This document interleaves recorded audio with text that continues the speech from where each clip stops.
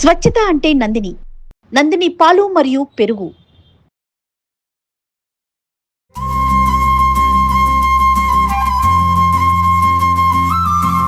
నమస్తే. రకరకాల కూరగాయలతోటి రోటి పచ్చళ్ళు చేసుకునే సిరీస్లో ఉన్నాం. బీరకాయ టమాటా పచ్చడి. ఈ బీరకాయ టమాటా అనేది ఒక్కొక్కళ్ళు ఒక్కొక్క రకంగా చేస్తారు. మొత్తం అంతా తాలింపులో పడేసి అంతా కలిపి ఒకేసారి రుబ్బేయటం ఒక పద్ధతి. మొత్తం అంటే టమాటాలు, బీరకాయ ముక్కలు, తాలింపు ఒకేసారి మగ్గబెడితే పని తొందరగా అయిపోతుందండి.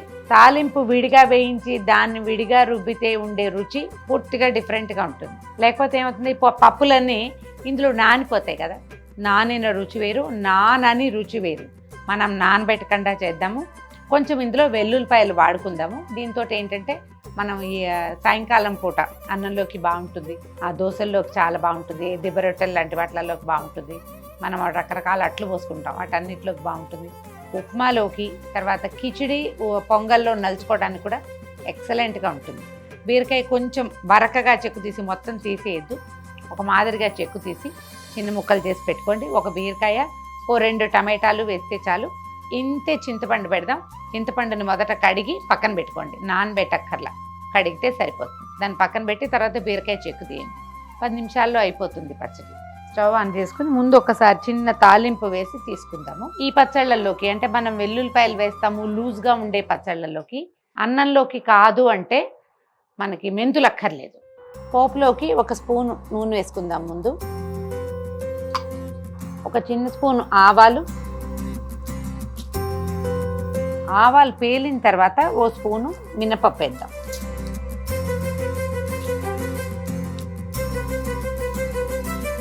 మినపప్పు, ఆవాలు 2 వేగాక ఒక 10-12 పచ్చిమిర్చి వేసుకుందాము.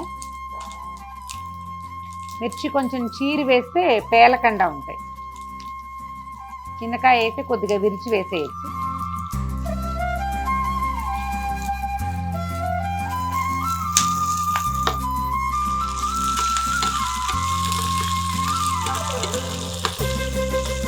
కావాలంటే ఇందులో ఎండుమిర్చి కూడా వేసుకోవచ్చండి, మీ చాయిస్. పచ్చిమిర్చి వేస్తే ఎక్కువ బాగుంటుంది. ఎండుమిర్చి కొంచెం బాగా ఎర్రగా కనపడుతుందంటే 2 ఎండుమిరపకాయలు కూడా వేసుకోవచ్చు. పచ్చిమిర్చి మగ్గాలి కొంచెము, ఈ తెల్ల మచ్చలు వస్తాయి కదా, అట్లా మచ్చలు రానివ్వాలన్నమాట. ఈ వేగిన పోపుని విడిగా పక్కకు తీసి పెట్టుకుందాము. ప్యాన్లో ఇంకో చెంచాడు నూనె వేసుకుని తరిగి పెట్టుకున్న బీరకాయ ముక్కలు, టమాటా ముక్కలు 2 వేసేద్దాము. ఒకవేళ మిరపకాయలు కారం చాలదు అలా అనిపిస్తే కనుక 2 మిర్చి ఇందులో కూడా పడేయచ్చండి, బాగుంటుంది రుచిగా. దీంట్లో ఏంటంటే ఒక చిటికెడు పసుపు వేసి ముక్కలు మగ్గనిస్తే సరిపోతుంది. ఉప్పు వేస్తే కనుక మనకి ముక్క సులువుగా మగ్గిపోతాయి.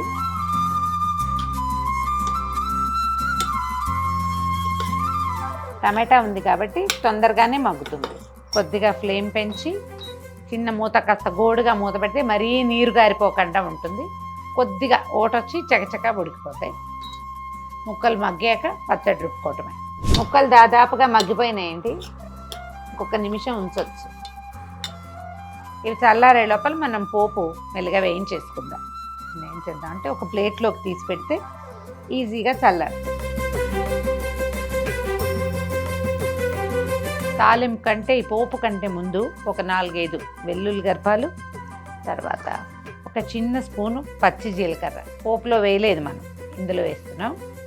ఇది దంచిన రుచి ఎక్కువ టేస్టీగా ఉంటుంది. కొంచెం కచ్చాపచ్చాగా దంచేద్దాం దీన్ని.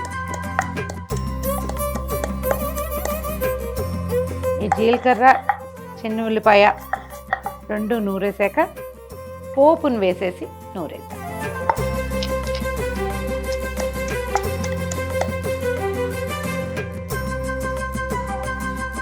కొద్దిగా కొంచెమే చింతపండుని మనం తడి పక్కన పెట్టుకున్నాము, కొంచెం వేస్తాను. ఈ కొద్ది చింతపండుని వేసి నూరేసుకుంటాం.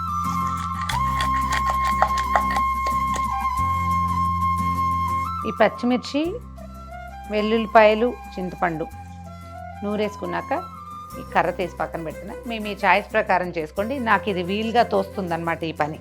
బీరకాయ ముక్కలు కొన్ని వేసేద్దాము రోట్లో.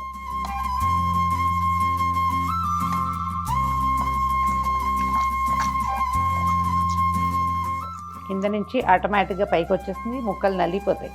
ఒకటో అరో ఉంటే వాటిని దంచేసేయచ్చు. మిగిలిన ముక్కలు కూడా రోట్లో వేసేద్దాం.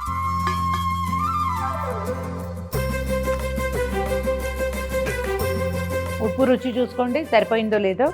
అవసరం అనుకుంటే కొంచెం ఉప్పు యాడ్ చేసుకోండి. ముక్కలన్నీ ఒకసారి లోపలికి తోసేసి మనం రుబ్బితే ఏమవుతుంది, గట్టి ముక్కలు మళ్ళీ నలుగుబడతాయి అన్నమాట. ఒకటి అర బీరకాయ ముక్కలు వదిలేసినా ఏం పర్వాలేదండి, బ్రహ్మాండంగా ఉంటుంది. ఎండుమిర్చి వేసుకుందామా వద్దా, ఓన్లీ పచ్చిమిర్చితో చేసుకుందామా, మీ ఛాయిసే.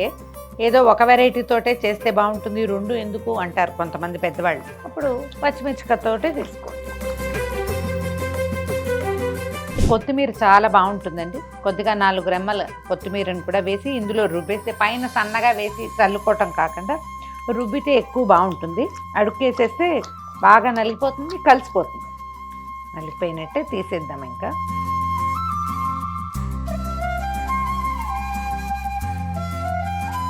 ఎక్కువగా నలిగిపోని పచ్చడి రుచి ఏమిటో చేసి చూస్తే కానీ తెలియదండి.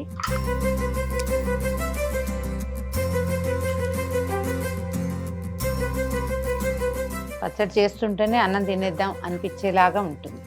మనం మిక్సీలో ఈ రకమైన ఏమంటారు టేస్ట్ బడ్స్ని ఇంక్రీజ్ చేసే వ్యవహారం ఏమి ఉండదు.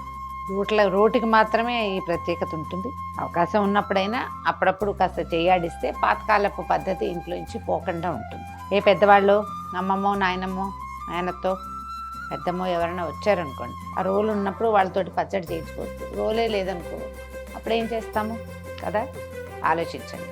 సింపుల్ అట్ ఈజీ బీరకాయ పచ్చిమిరపకాయలతో చేసిన రోటి పచ్చడి ట్రై చేసి చూడండి. ట్రై చేస్తేనే కదా దాంట్లో ఉన్న సింప్లిసిటీ మనకు అర్థమయ్యేది. ఈ వీడియో కనుక మీకు నచ్చినట్లయితే లైక్ చేయండి, షేర్ చేయండి. మరిన్ని ఇంట్రెస్టింగ్ రోటి పచ్చళ్ళ కోసం మా ఛానల్ని సబ్స్క్రైబ్ చేసుకోండి.